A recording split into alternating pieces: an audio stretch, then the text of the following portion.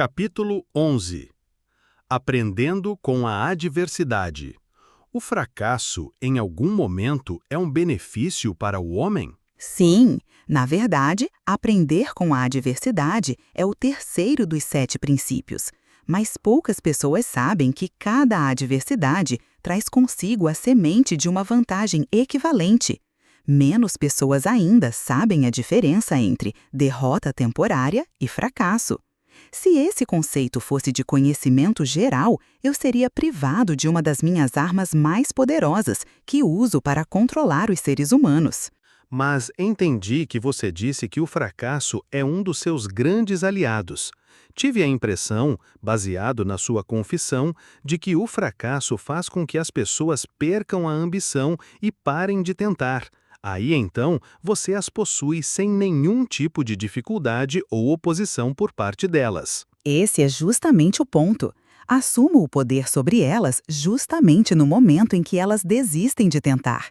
Se elas soubessem a diferença entre derrota temporária e fracasso, elas não desistiriam quando encontrassem adversidades na vida. Se soubessem que cada forma de derrota e todos os fracassos trazem consigo a semente de uma nova oportunidade, elas se manteriam lutando e acabariam por vencer. O sucesso normalmente está a um passo muito curto, além do ponto em que se desiste de lutar. Isso é tudo o que se pode aprender da adversidade, derrota e fracasso? Não, esse é o mínimo que alguém pode aprender. Detesto dizer isso, mas o fracasso normalmente serve como uma bênção disfarçada, porque ele quebra o padrão do ritmo hipnótico e faz com que a mente se liberte para um novo começo. Agora estamos chegando a algum lugar. Então, você confessou, finalmente, que mesmo a lei natural do ritmo hipnótico pode e normalmente é anulada pela própria natureza. Isso está correto? Não, essa não é a forma correta e exata de abordar esse assunto. A natureza nunca anula nenhuma de suas leis naturais. A natureza nunca tira a liberdade de pensamento de um ser humano através da lei do ritmo hipnótico. O indivíduo abdica de sua liberdade pelo abuso dessa lei. Se um homem pulasse de uma árvore e fosse morto pelo abrupto impacto de seu corpo com a terra, através da lei da gravidade, você não diria que a natureza o assassinou, diria? Você diria que o homem negligenciou no ato de relacionar-se apropriadamente com a lei da gravidade. Estou começando a entender. A lei do ritmo hipnótico é tanto capaz de ser utilizada pelo lado negativo quanto pelo positivo. Ela pode levar uma pessoa para as profundezas, chegando à escravidão através da perda do privilégio da liberdade de pensamento, ou ela pode ajudar uma pessoa a alcançar o topo de suas realizações através do livre uso dos seus pensamentos, dependendo da forma como o indivíduo se relaciona com a lei. Isso está correto? Agora você está conseguindo entender. E sobre o fracasso? Uma pessoa não fracassa intencionalmente, pensando deliberadamente em falhar. Ninguém estimula a derrota temporária. Essas são circunstâncias sobre as quais o indivíduo não possui qualquer tipo de controle. Como então pode-se dizer que a natureza não tira a liberdade de pensamento, quando, na verdade, o fracasso destrói a ambição, a força de vontade e a autoconfiança, essencial para se fazer um novo começo? O fracasso é uma circunstância feita pelo homem. Ele nunca é real, até que seja aceito pelo homem como algo permanente. Colocando-se de outra forma, o fracasso é um estado de espírito. Por isso, é algo que um indivíduo pode controlar até o momento em que ele se nega a exercitar esse privilégio.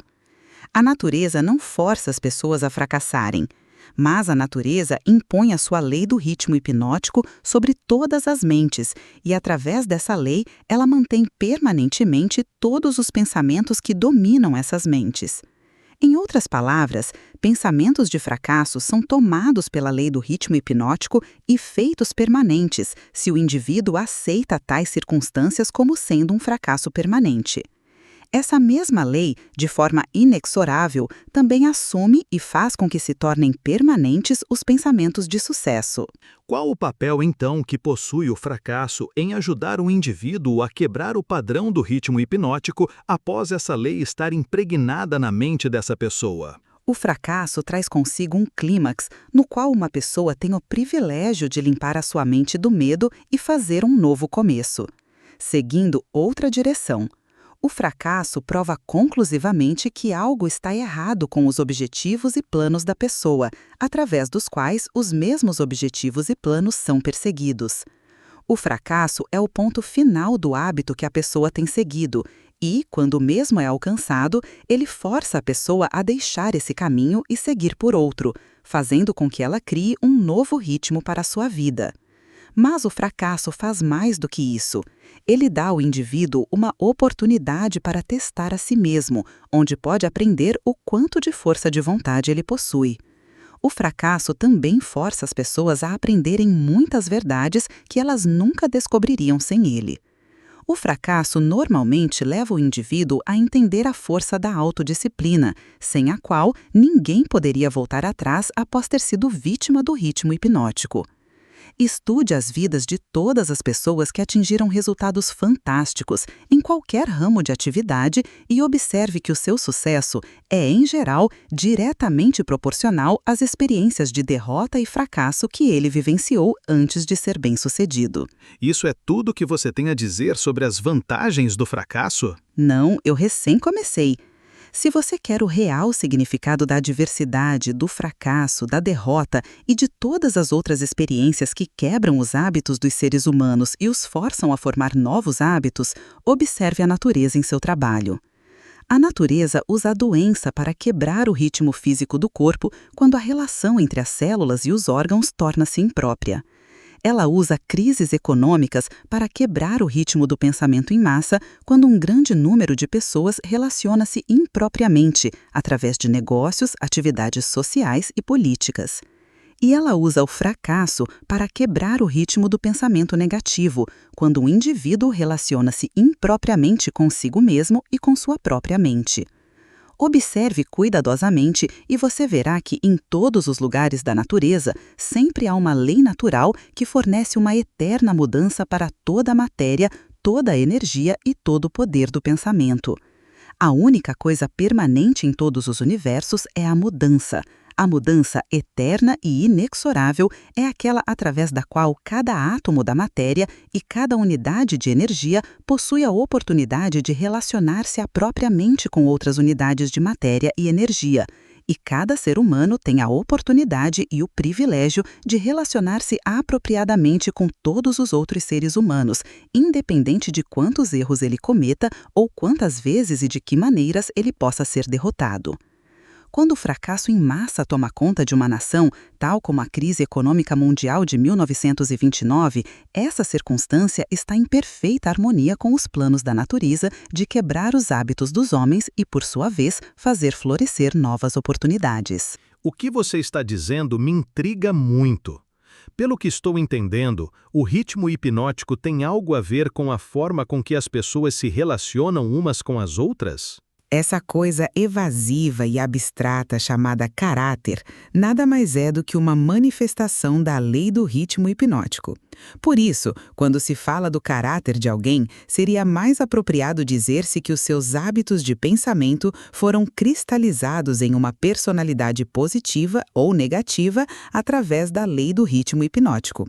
Uma pessoa é boa ou ruim devido à fusão dos seus pensamentos com as suas ações, através dessa lei. Uma pessoa é presa pela pobreza ou abençoada com a abundância devido às suas aspirações, planos e desejos, ou à falta deles, que, por sua vez, são feitos permanentes e reais pelo ritmo hipnótico. Isso é tudo o que você tem a dizer a respeito da conexão entre o ritmo hipnótico e as relações humanas? Não, eu apenas comecei.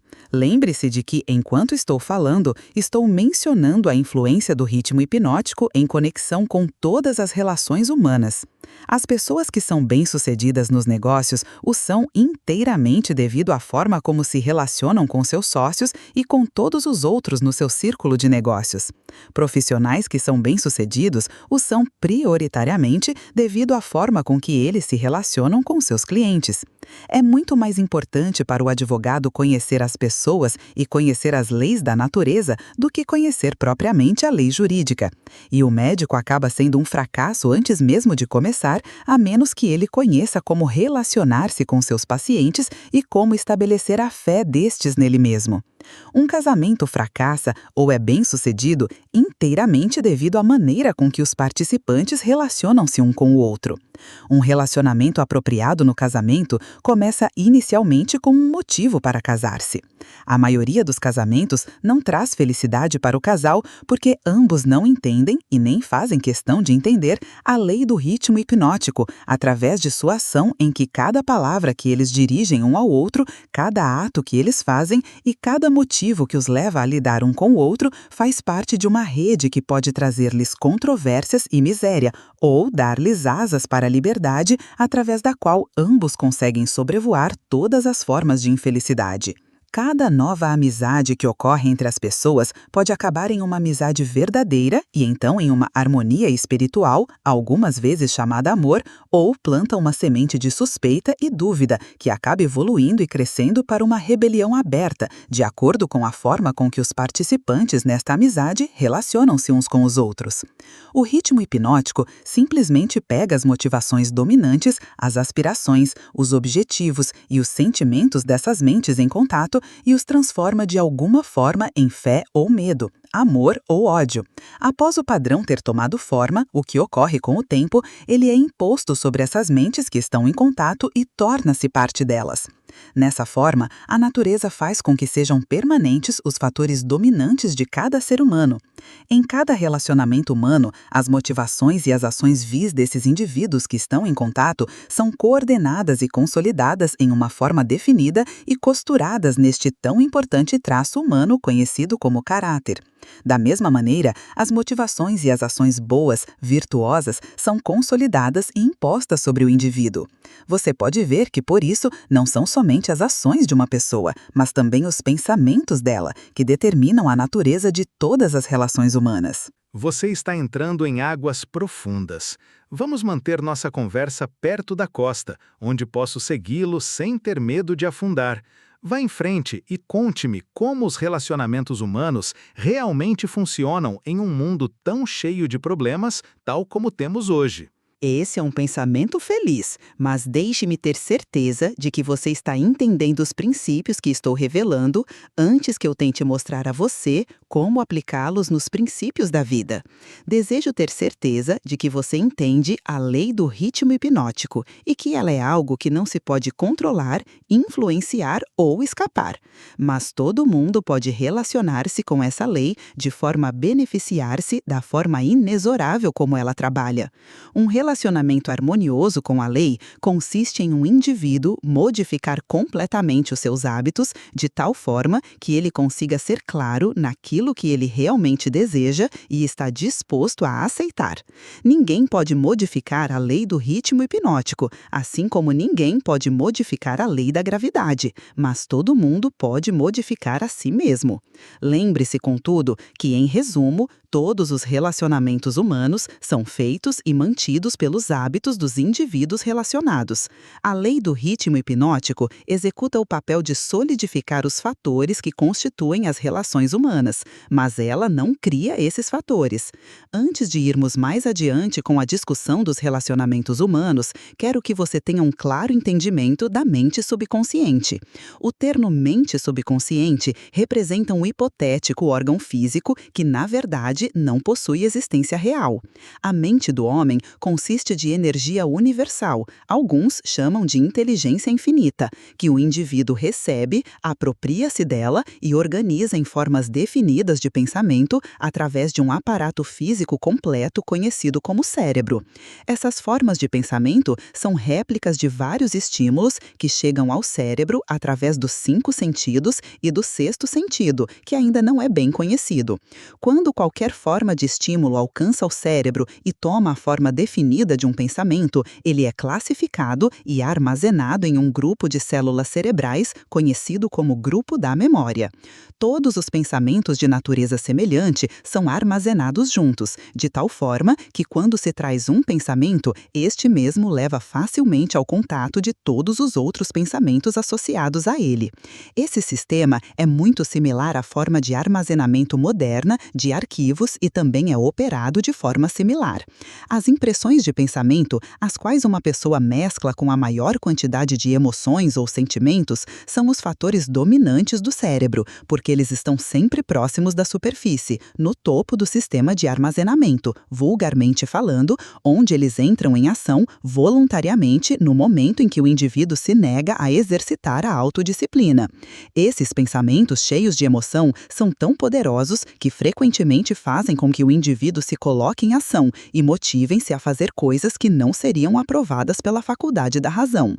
Essas explosões emocionais normalmente destroem a harmonia em todos os relacionamentos humanos. O cérebro normalmente traz consigo combinações de sentimentos e emoções tão poderosas que acabam assumindo o controle e deixando a razão de lado. Em todas essas ocasiões, os relacionamentos humanos estão fadados a perder a harmonia. Através do funcionamento do sexto sentido, o cérebro de um ser humano pode contatar o arquivo de outros cérebros e inspecionar quaisquer impressões que estejam presentes nele. A condição pela qual uma pessoa consegue contatar e inspecionar o arquivo do cérebro de outra pessoa é geralmente conhecida como harmonia, mas você pode entender melhor o que isso quer dizer se eu disser que cérebros que estão sintonizados pelas mesmas vibrações de pensamento podem facilmente e rapidamente exercitar o privilégio de entrar e inspecionar os arquivos de pensamentos uns dos outros.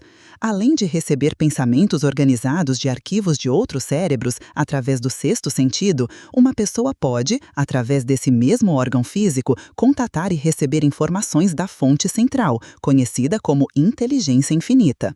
Todas as informações que chegam ao cérebro de uma pessoa provêm de fontes que não são fáceis de rastrear e isoladas. Por isso, esse tipo de informação, acredita-se, vem geralmente da mente subconsciente da pessoa.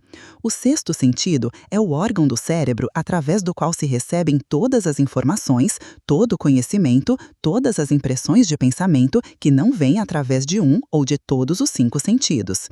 Agora que você compreende como a mente funciona, entenderá mais facilmente como e por que as pessoas acabam gerando tristeza e desarmonia através de relacionamentos humanos impróprios. Você também entenderá como os relacionamentos humanos podem ser idealizados para angariar riquezas na sua mais alta forma, riquezas materiais, mentais e espirituais. Além disso, você compreenderá que nunca pode haver felicidade, exceto através do entendimento e da aplicação dos princípios corretos das relações humanas. Entenderá também que nenhum indivíduo é uma entidade em si mesma e que só pode se conseguir uma mente plena pela harmonia de objetivos e ações entre 2 ou mais mentes. Entenderá também por que cada ser humano deveria, por sua própria escolha, tornar-se o guardião do seu irmão, tanto de fato como em teoria.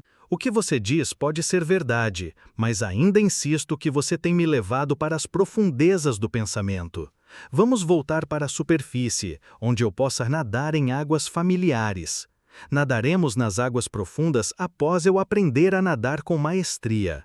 Começamos discutindo o assunto de como lucrar com a adversidade, mas me parece que perdemos o foco desse assunto. Fizemos um desvio, mas não nos alienamos. O diabo nunca se aliena. O desvio era necessário para que você se preparasse para entender a parte mais importante de toda esta entrevista. Agora estamos prontos para voltar à discussão sobre a adversidade. Visto que a maior parte das adversidades ocorre devido a relações impróprias entre as pessoas, me parece importante que você entenda como as pessoas podem relacionar-se apropriadamente. Naturalmente, levanta-se a questão de o que é uma relação apropriada entre as pessoas.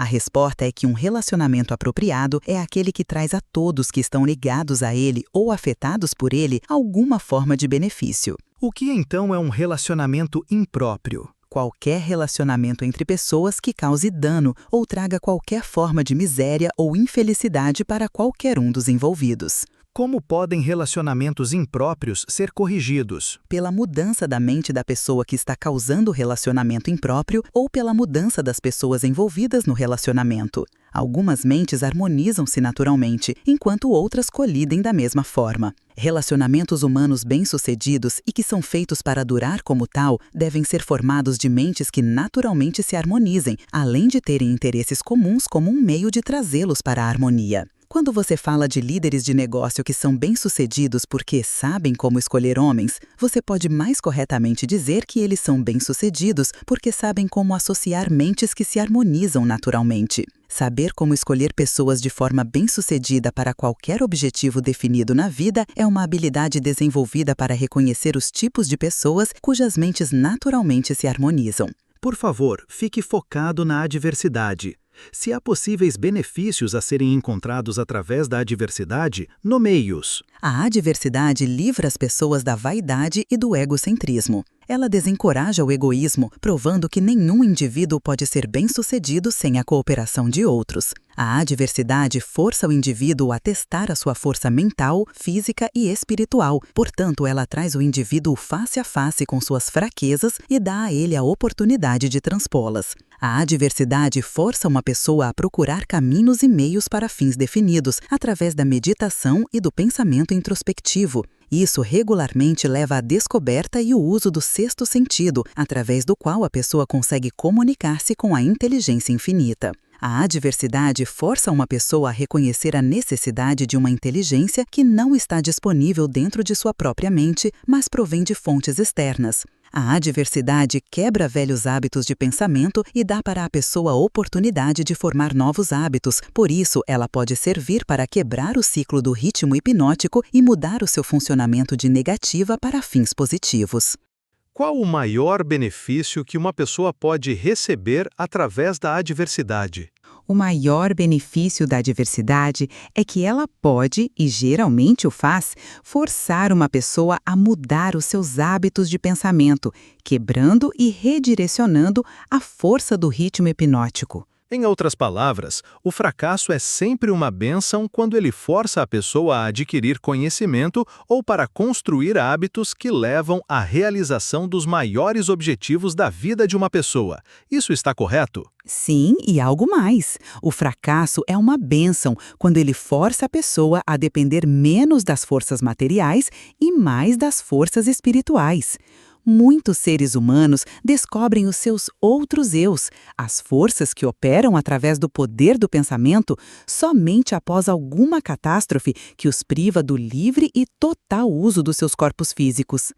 Quando um homem não consegue mais usar as suas mãos e seus pés, ele geralmente começa a usar o seu cérebro. Assim, coloca-se no caminho de descobrir o poder de sua própria mente. Quais benefícios são obtidos a partir da perda de coisas materiais? Dinheiro, por exemplo. A perda de coisas materiais pode ensinar muitas lições necessárias, contudo, nenhuma tão grande quanto a de não possuir controle sobre nada e de não ter certeza do uso permanente de qualquer coisa, exceto o poder do seu pensamento. Fico imaginando se esse não é o maior benefício disponível que se pode aprender através da adversidade. Não, o maior de todos os benefícios potenciais de qualquer circunstância que leve uma pessoa a fazer um novo começo é que ele fornece a oportunidade para quebrar o equilíbrio do ritmo hipnótico e acaba desenvolvendo um novo parâmetro, com novos hábitos de pensamento. Novos hábitos oferecem a única saída para as pessoas que fracassam. A maior parte das pessoas que escapam do funcionamento negativo para o positivo da lei do ritmo hipnótico o faz somente devido a alguma forma de adversidade, que a força a mudar os seus hábitos de pensamento. A adversidade não é um agente potencial para quebrar a autoconfiança e, consequentemente, levar uma pessoa a desistir de ter esperança? Ela tem esse efeito para todas aquelas pessoas cuja força de vontade é fraca, devido a longos hábitos estabelecidos de alienação. Ela possui o efeito oposto em todos aqueles que não foram enfraquecidos pela alienação. O não alienado esbarra com o fracasso ou com a derrota temporária, mas a sua reação para todas as formas de adversidade é positiva. Ele luta em vez de desistir. e acaba ganhando. A vida não fornece imunidade contra a adversidade, mas a vida fornece a todo mundo o poder do pensamento positivo, que é suficiente para dominar todas as circunstâncias de adversidade e convertê-las em benefícios. O indivíduo possui a prerrogativa e o privilégio de usar ou negligenciar o seu direito de pensar apropriadamente para transpor todas as adversidades. Todo indivíduo é forçado tanto a usar o poder do seu pensamento para a obtenção de fins positivos, como a negligenciá-lo e usar esse poder para a obtenção de fins negativos. Não existe acordo nem recusa para o uso da mente. A lei do ritmo hipnótico força cada indivíduo a dar algum grau de uso, seja negativo ou positivo, para sua mente, mas não influencia o indivíduo sobre qual dos usos ele deverá fazer. Pelo que estou entendendo e pelo que você diz, toda a diversidade é uma bênção? Não, eu não disse isso. Eu disse que existe a semente de uma vantagem equivalente em cada diversidade. Não disse que existe uma flor desabrochada de vantagem, apenas a semente. Geralmente, a semente consiste de alguma forma de conhecimento, alguma ideia ou plano ou alguma oportunidade que não teria sido disponível, exceto através da mudança dos hábitos de pensamento, que, por sua vez, acabaram sendo forçadas pela adversidade. Esses são todos os benefícios disponíveis para os seres humanos advindos do fracasso? Não, o fracasso é usado pela natureza como uma linguagem simples em que ela castiga as pessoas quando estas negam-se a se adaptar às suas leis. Por exemplo, a Guerra Mundial foi extremamente destrutiva e feita pelo homem. A natureza plantou nas circunstâncias da guerra a semente de uma repreenda equivalente na forma de uma crise econômica mundial. A crise foi inevitável e impossível de escapar. Ela procedeu à guerra tão naturalmente quanto a noite precede o dia, e, pelo funcionamento da mesma lei, a lei do ritmo hipnótico. Pelo que estou entendendo, a lei do ritmo hipnótico é a mesma que Ralph Waldo Emerson chamava de lei da compensação? A lei do ritmo hipnótico é a lei da compensação. É a força com a qual a natureza equilibra as forças negativas e positivas através de todos os universos, em todas as formas de energia, em todas as formas de matéria e em todos os relacionamentos humanos. A lei do ritmo hipnótico opera rapidamente em todas as instâncias? Por exemplo, essa lei imediatamente abençoa uma pessoa com os benefícios da aplicação positiva dos pensamentos ou amaldiçoa com o resultado de pensamentos negativos? Definitivamente, a lei funciona, mas nem sempre é rapidamente.